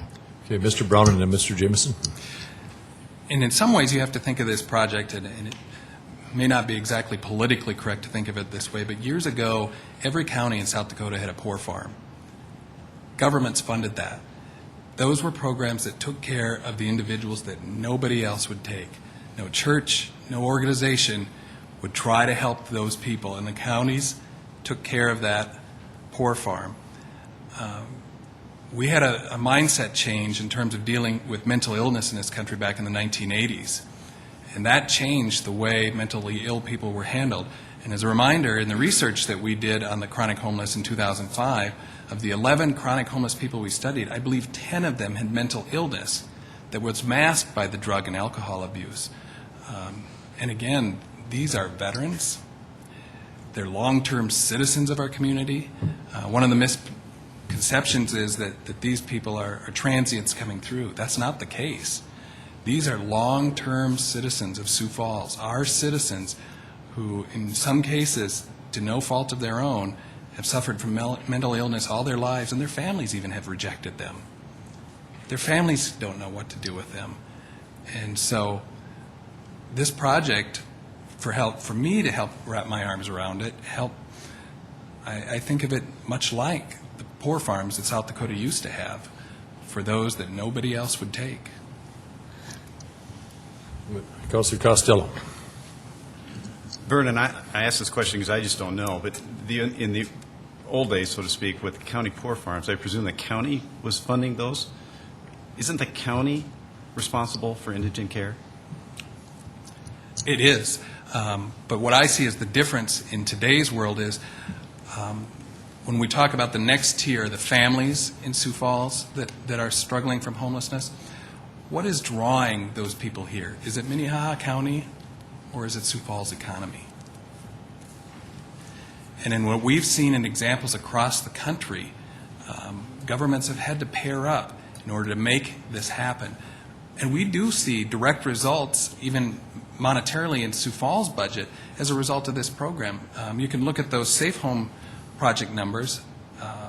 Detox numbers go down. We pay 50% of detox costs in a partnership with the county. Ambulance, fire, police all respond when those people are sleeping or passed out in the street. We free up those resources, and it costs us less in the emergency services. So the city does directly benefit from these individuals having homes, not to mention the sense of safety in the community. And so there are a number of benefits that the city gets directly for, under this proposal, about $122,000 a year. If I might, and again, I don't want anybody to get my comments construed incorrectly. I mean, I'm not an expert in this field, and I'm willing to trust the judgment of the people who have been involved in this and have researched it. But I'm like Greg in some sense that, I mean, I'd rather help a child than help an adult, no matter what poor luck or bad circumstances they've gone through in their life. Alcoholism, mental illness, or whatever. If I had to take one, I think I'd still take that child. I'm sure I would. But I understand, because I was at that seminar when Philip, I can never pronounce his name, was here. And I'm willing to accept that. But at the end of the day, I think the program should go forward. I think it should be a county program. And if they can pull off the funding, they're in essence, I mean, it's not the city's money, it's the federal money, but they're going to be so far ahead of that with that funding. It just seems like that's, at that point, maybe the county can take that. If they can't, maybe we relook at it. But I don't know. I seriously question the savings to the city that will come out of it. Are we going to hire less police officers? Are we going to have less firefighters? I don't think so. I mean, those are costs that we have to have no matter what. But I understand there's a better quality of life and there's a better sense of community, if you will. I just think at this point it should be a county function. And I think that's the discussion we need to have. And I think that that's where we go next to see if we take that next step in the memorandum of understanding. And I suspect through the county's budget process, they'll be able to tell us whether they can do this alone or not. I suspect not, but we can ask them that. Councilor Knudsen. Well, and I guess I would just add again, I think it's a very healthy discussion we're having today, but I would just like to remind you in a very serious way that many of those people that we are talking about serving with this program, they actually have family. Maybe they're not living with their family. Many of them have children. So there's plenty we can do for their children, directly and indirectly. So there's clearly that component is clearly still there, because unfortunately many of these people are estranged from their families at this time. And then I'd also like to remind you that years ago, I can't remember what year, but I mean at one point in our city-county operation, actually the city of Sioux Falls was in charge of the Human Services Department. It was not in charge of the county. But I think for the average homeless person or even the average citizen, I don't think they always, I'm not sure all of them care exactly if the county or the city is taking care of the needs, as long as the needs are being met. And then, something I hadn't thought about for a while, and haven't asked our mayor about this, but you all probably know that he and also the mayor of Rapid City serve on a regional homeless coalition or board, I don't know what it's called. And I know that Mayor Munson and the mayor of Rapid City regularly network on this topic. And, I think that might be good for us to sometime in the near future ask our mayor his thoughts on this, because he at the city level is very, very involved in this topic. Councilor Brown? And here's an area I don't completely understand, but it probably goes into the conversation too. Why is it then the city is involved in health care of indigent people? I'd like to pipe up on that. You know, the hospitals are notably absent in this conversation, and I think they're a chief beneficiary of this type of thinking here.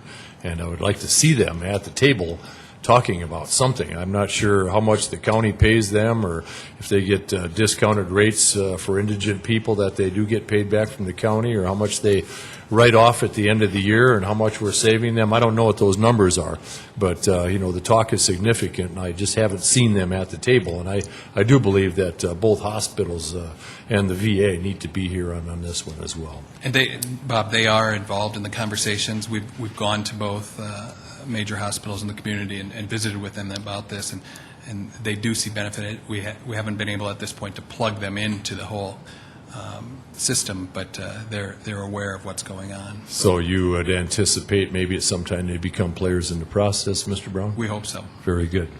Councilor Jamison, did you have another? Yes, thanks, Bob. I'm not sure what happened to those poor farms of years ago, why they went away, but that would be certainly something to look at. I'm not sure why we would need to repeat that step if there's a reason it went away. The other part of, Vernon, I'm completely in on your deal here. If you can show me the payoff to the families, the homeless families, do that, because right now you don't have me on that. Show me where the payback is and how much money would get re-injected into these other nonprofit groups that are helping those families. That's where you're going to get me on board, is convince me that that money is being well spent. Because if we're looking at, you know, $400 or even $250,000 a year just to staff or just to fund the operational cost of this, let alone the construction cost, there's a lot of money that we could give to those nonprofit groups to help those families directly if we were to do it that way instead of funding this program. So help me get those numbers, help me understand that part of it. And I don't really know if it needs to go to a fiscal committee or what, but I think just some more talk like this is going to serve us well. Mr. Costello? Just real quick on the, as far as the city being involved in healthcare, I think, you know, the city facilitates that through the health department, but those are federal dollars. The city has very little dollars into that game. And Gene, Director Horst, is right here if you have anything you want to add to that.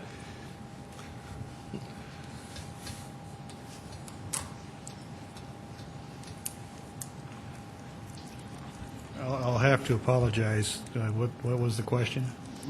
The city's role in health care through the health department, is that funded primarily through federal dollars? Yes, a very significant portion of it is federal money that they get, a lot of grants. Councilor Knudsen? You know, Councilor Jameson, I was just thinking, you know, I'm not any expert and I don't have any great numbers for you now, and I won't probably next week either, but you know, I just think from a very practical standpoint that some of these people that are being served throughout the country right now in Housing First programs, I mean, and again, it's not 100% success rate, I know that, but I mean, at the point that some of them, and hopefully many of them are, you know, reach sober living standard and have more stability in their lives, to me, they're going to be more likely to hold down jobs, and they're going to be able to make their child support payments for those children and provide other needs for their children that they have been able to, that they've been neglecting because of a lot of factors that they've now become so down on themselves and kind of given up, and they're on our streets sleeping under our bridges. So I mean, I think those numbers are kind of hard to put on paper, but I just really believe they're there.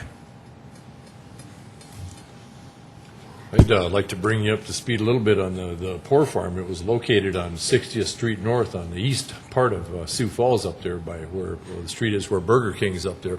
And it was actually a working farm with a large garden, and if you went out there, there was a large house that still sits out there. It probably was run something like a hotel, but if you went out there, you're expected to work, milk cows, and tend the garden and that sort of thing. That's gone now. I think it was a vestige left over of the Depression, probably. But there is one thing left out there, and that's the county cemetery for those who are indigent, can't afford to be buried, and there's fresh dirt out there every year. We still use that. It's a Buffalo Ranch.